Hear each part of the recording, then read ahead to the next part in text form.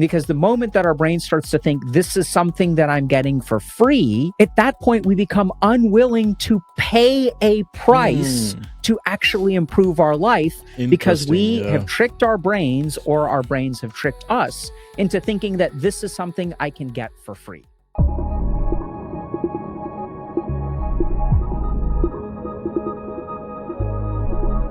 Hi everyone, Namaste, welcome back to the channel.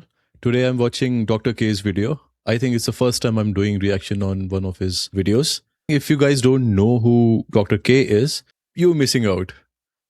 Honestly, I think this person is the best guy out there right now on the internet who can explain Eastern Indic philosophy, science, all that stuff that we always talk about on this channel. I think he explains it really well.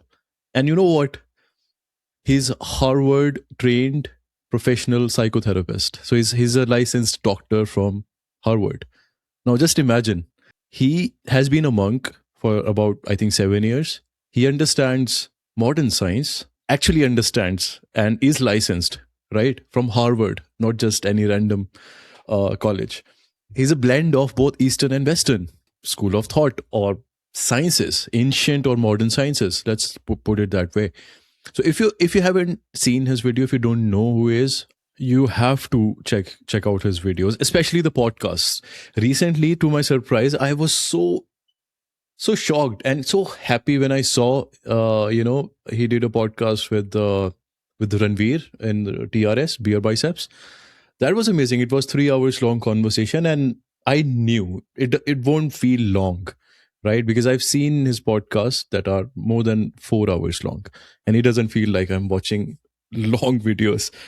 So I really, really suggest you guys, if you don't know him, please check out his video, especially TRS one, right? Ranveer podcast. And I think there are 2 or 3 podcasts that he did with Iced Coffee podcast or something. There's this podcast channel called Iced Coffee, something like that. Just search Iced Coffee Dr. K, you'll find out 3 videos. And I would suggest to watch the older one first. So watch in sequence, right? Older first. And yeah, this video, what I'm watching right now, it's why you should stop watching YouTube. Yes, even this video. So that's funny, right? But I really want to see what he talks about here. This was uploaded 3 days ago. Already got about 1 million views. Really, really interested to check it out. And if you guys are new here on this channel, this is a platform where we explore and share our experiences about everything that's beyond logic, or everything that science is now able to understand, or is trying to understand, the ancient wisdom, we call it. We talk about those kind of stuff and all kinds of esoteric wisdom, not just from India, but from all parts of the world. We try to do that. And we also do podcasts. So we have some experts who share their experiences, their knowledge, and everyone learns from those. So, we appreciate that. The good thing about this channel, or the unique thing I must say about this channel, is that if you want to join, you can. We started inviting our viewers for podcasts, and we have had, great folks who joined and shared a lot of stuff with us. So if you are interested, please, reach out. There's an Instagram link in the description. There's also a link to book time. If you want to do that directly, you can do that. And yeah, just check out our channel and see what kind of videos we make. And yeah, that's about the channel. Let's start the video now. Alrighty, chat. Today, we're going to talk about how to stop watching YouTube in 2026. And I recognize the absolute irony of me telling you to do that as a YouTuber. But here's what I'm seeing, and it's pretty disturbing. We're seeing a lot of people watch more and more self-help content on the internet.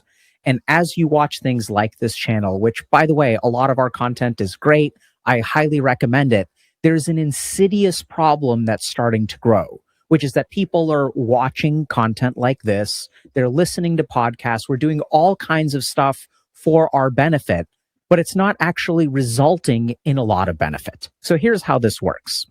I decide at some point to waste a little bit of time. Maybe I'm taking a break from work. Maybe I'm going to the restroom. And so I decide to open up something like YouTube because I want a little bit of a distraction. I want to entertain myself a little bit.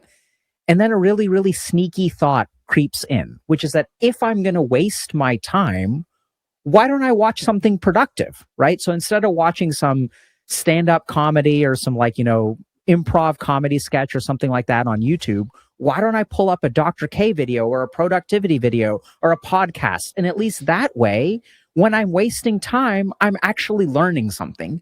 So it's not really a waste of time, right? That turns out to be an incredibly insidious thought. Wow. Because what I want y'all to think about for a moment is what determines the self-help content that you watch. The scary thing is that our job as YouTubers is to make content that is not helpful, but that is palatable, that is entertaining, that is enjoyable. The metrics we're measured on are not randomized controlled trials where people look at, how much YouTube you watch and how much you actually get better. Those are not the kinds of videos that we make. We make videos that are entertaining. We make videos that get people to click them. We make videos that people will watch to the end. And so what we're actually doing is making content that isn't designed to be helpful. It's designed to be consumed. Now, before we get into oh my God, all YouTubers are evil, I want to take a moment and just share with you that that's actually your fault, not ours. Because I've tried this. If I made a 2-hour really See the irony, I'm watching this video, so I'm consuming this video, and at the same time I'm producing. So I don't know if that's bad, but I do understand his point. At the end of the day, it's an entertainment, and just think about it. How many podcasts you have watched, useful, informative podcasts, and what all knowledge you've actually applied in your life. So I'm sure the ratio would be not that good. But yeah, let's see what the entire message is. tried this. If I made a 2-hour really helpful video, but it was boring, but it didn't have a clickbait title, but it was not something that was easily doable, who would watch that video? And it turns out that the answer is no one. So there's a very subtle problem here, which is that the self... Well, this reminds me of we making 4 hours long video. Well, actually it was 5, but we trimmed down to 4. And there were people, about 900 or 1,000 people who actually watched it. So we basically made it for ourselves. We didn't know like who will watch, but that's the interesting thing. I just want to share it. I didn't want to interrupt, but this is just triggering that part in my mind. We always thought, I think it's Supreet who talks about this, you don't create videos, you don't do the hard work for virality. Whatever you do it authentically. So don't even think about how many views you'll get. Just be yourself, be authentic, and just put it out and see how it goes. And it's very interesting, if you actually notice, people generally get info somehow. People generally get what they're supposed to get. You know what I mean? I don't want to go deeper in that. It's related to karma and all, possibly, maybe Akashic records. But there are some thoughts that we get from somewhere. We don't know where we are getting these thoughts, but there are some euphoric ideas, some genius ideas, some weird thoughts as well sometimes, if you have noticed. So things happen, and the main message from our side is that go for authenticity. Don't go for virality. Otherwise, you'll mess up your intent. It's not a good thing to do. I'll just leave at that. Let's continue the video. Self-help content is no one. So there's a very subtle problem here, which is that the self-help content on the internet is not designed in a way to be helpful. It's designed in a way to be consumed. But that doesn't mean that it isn't helpful, right? So like people watch this channel, it's hilarious. There's actually a study at the American Psychiatric Association that's being presented this year on healthy gamers content. So this is wild. Like we are actually being studied by people at the American Psychiatric Association for the value of the content that we produce. And it turns out that our content is about as useful as the American Psychiatric Association's content, right? So these are people that are not trying to be entertaining. They're trying to be helpful. And I watch self-help content. I listen to podcasts, and there's a lot of good stuff there, right? And there are absolutely people that have been a part of this community, have watched this content. It has transformed their lives, and they moved on. The problem, though, is that there are people who have watched content for years. There's people who consume every podcast on the planet. They watch for hours and hours and hours and hours and hours, and they don't translate it into something. So then the question becomes, what's the difference? And in order to understand that, we have to dig into the psychology a little bit more. When people hear about our coaching program, their first response is usually, why would I work with another human being when I can watch YouTube videos all on my own? Working with a coach is about amplifying your time and effort. We're great at wanting things and even making some progress, but we usually struggle with follow through or have some kind of setback. And that's exactly where working with a coach can help. Coaches provide personalized support to help you set appropriate goals, make progress, and even work through setbacks. Just let us know what your goals are, what kind of support you're looking for, and we'll match you with the best coach for your unique needs. Check out the link in the description below to see if coaching is right for you. So it comes down to this idea of, let me just watch some content and be more efficient. Right? So this is something that happens so often where, like, if I'm sitting down to do some dishes or clean my kitchen, I'm going to turn on a podcast. If I'm waiting for a cue to pop in a game, I'm going to have HealthyGamerGG and Dr. K on my second screen. So at least I'm using that time efficiently. And so this self-help content that we watch becomes bonus. It becomes free. It becomes incredibly efficient. It becomes something that isn't a priority that I'm dedicating my time to. It starts to become extra. And the problem with that is that if it's something that's extra, if it's something that's free, that means it doesn't cost me anything. I'm gaining something without spending anything. And the moment we shift into that idea, that's when we run into a huge problem. Because the moment that our brain starts to think this is something that I'm getting for free, at that point, we become unwilling to pay a price to actually improve our life, because we have tricked our brains, or our brains have tricked us into thinking that this is something I can get for free. So there's a really good example of this, which comes from something called motivational interviewing, which is an evidence-based technique for helping people overcome addictions. So in motivational interviewing, we learn about something called ambivalence, which is sort of this internal conflict. I want to make a change, but I don't want to make a change. So here's the way that this looks.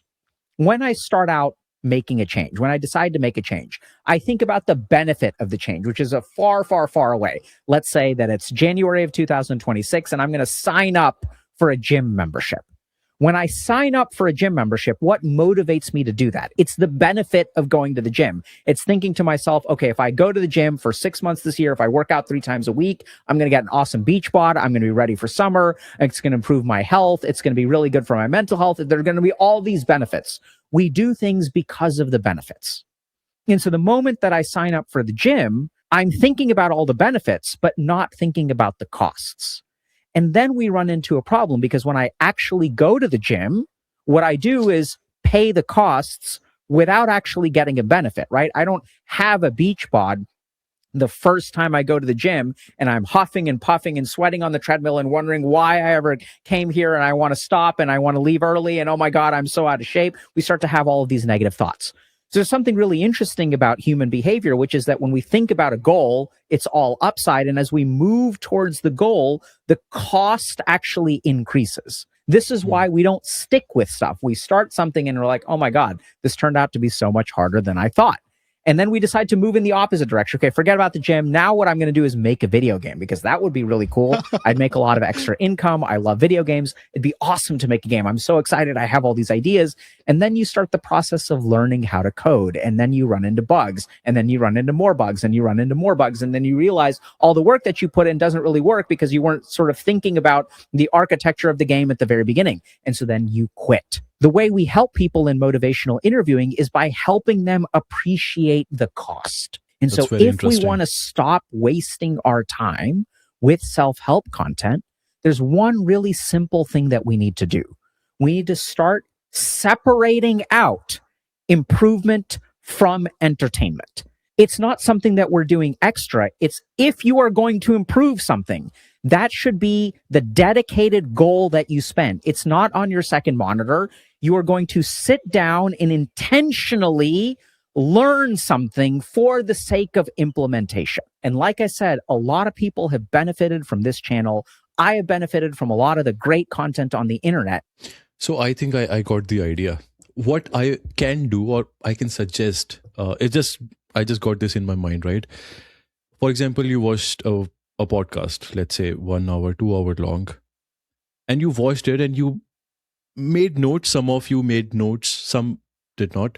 You all can basically generate transcripts, use AI, generate transcripts from that after watching the podcast, obviously, and then maybe use AI to generate all the pointers, like what are the learnings from this podcast, and then see how you can implement those learnings, how you can apply those teachings in your life, right? And I think this cost factor can also be added there, like what you will do practically. He's talking about sitting down and doing it, right? It could be anything. Maybe in your mind you think about applying it somehow. Anything. It's just limitless, man. Like we see so many things. So there's so many things we do not even remember that we hear from the podcast. So I think it's a brilliant idea. It's not watching podcasts is good, but it's not good enough. So it's really important to pay something for it. Pay your time, pay your energy, invest in learning whatever you got from the podcast. So it's amazing, it's brilliant. That's why, guys, I'm telling all of you guys who watch his videos. He's amazing. The way he explains, superb. Let's continue. And have benefited from this channel. I have benefited from a lot of the great content on the internet. And here's the difference between people who benefit and people who don't benefit. Some people start doing the thing and then consume content in a targeted way to improve the thing. I'll give you all an example from my life. I like watching cooking videos, but the cooking videos that are helpful to me are not the random videos that I click on because I think the thumbnail is cool. It's stuff like, okay, if I'm going to learn how to grill, I'm going to spend some time grilling. And once I spend some time grilling, I run into problems with the things that I grill. My carrots are not tender, and if they get tender, they get burned. This was a huge problem that I ran into. So then I'm going to watch a targeted video to help me solve that problem. Here's the big difference. The work, the energy investment, the cost comes first. That is actually the primary thing. And watching content to supplement that comes second. It is not something extra that I'm doing. It's not something that I get for free. I pay the price up front. So if y'all want to stop wasting time on YouTube or TikTok or Instagram, one thing that you need to do, there's no more free, extra, or efficiency of learning.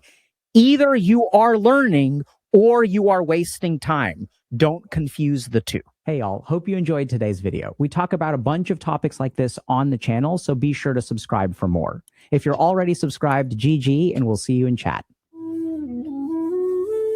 I just want to share one more thing before we end the video. So the way you make notes, maybe mentally, some may use Obsidian or tools like Notepad or WordPad, something like that, to make notes. Maybe Notion to summarize what you've learned. But I've noticed, and for a while I've been doing it, if you use the actual notebook and pen to note down what you learned or whatever is in your mind, if you note it down, it's just different, man. It's just very different than even if you're typing the same thing using your keyboards, even on your phone. Way different. Because when you write, when you use your fingers, your muscles to write something down, you actually spend more time. It may not seem very different, but writing something down with a pen or pencil on a paper, it's just different. Just try it out. And if you haven't done it before, or if you, especially for podcast and all this stuff, or you're planning, it's just different. And I'm sure it's common sense. Like most people know it, but since we are, modernized and everything is digital, we have iPads now, and Remarkable, that's also a notebook people use. But physical notebooks, actual paper, it's nature, right? It has come from a tree. So I appreciate it, and it helps. I don't know, there might be something magical in it. I don't know, but if you are into magic, if you are into seeking what's beyond, consider subscribing to this channel. This is our sacred space. This is Beyond Conscious. Thanks again for watching, and we'll see you next time. Take care, guys. Bye.